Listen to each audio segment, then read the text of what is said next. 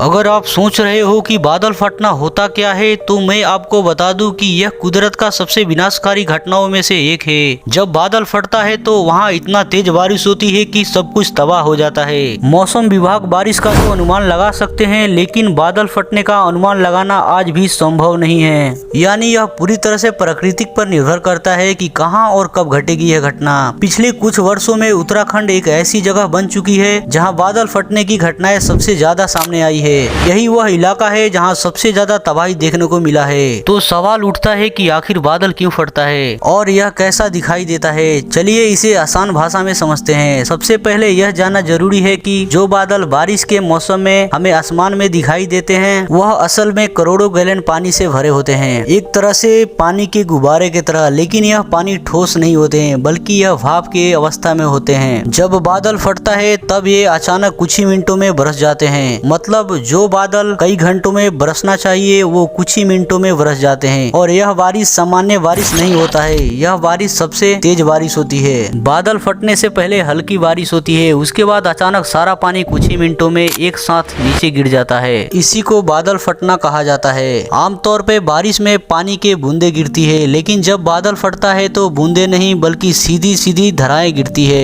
एक बर्बाद करने वाला बारिश। अक्सर ये घटनाएं हिमालय के अंदरूनी पहाड़ियों में होती है, जहां चारों तरफ पहाड़ में बादल फंस जाते हैं और एक पर एक बादल आकर जम जाते हैं। यह स्थिति तब खतरनाक होती है जब लाखों करोड़ों गैलन पानी एक ही छोटे से जगह पे आकर रुक जाते हैं। जब दबाव बढ़ जाता है तो कुछ ही मिनटों में यह सारा पानी नीचे गिर जाता है। इसी को हम बादल फटना कहते हैं। जब ऐसा होता है तो अचानक बाढ़ आ जाती है। बाढ़ अपने रास्ते में आने वाला वह हर चीज, घर, पेड़, गाड़ियां, सब कुछ बर्बाद कर देता है। इसको हम फ्लैश फ्लड कहते हैं, यानी अचानक आई बाढ़। अगर कोई व्यक्ति गलती से इस बाढ़ की चपेट में आ जाए तो उसके बचने का संभावना ना के बराबर होती है। कुछ समझ आए तब तक उसके पहले ही सब कुछ खत्म हो चुका होता है। यह घटना के बाद उस जगह का नक्शा ही बदल जाता है। अगर यह वीडियो तुम्हें जरा सा भी पसंद आया है तो लाइक करो एंड सब्सक्राइब कर लेना।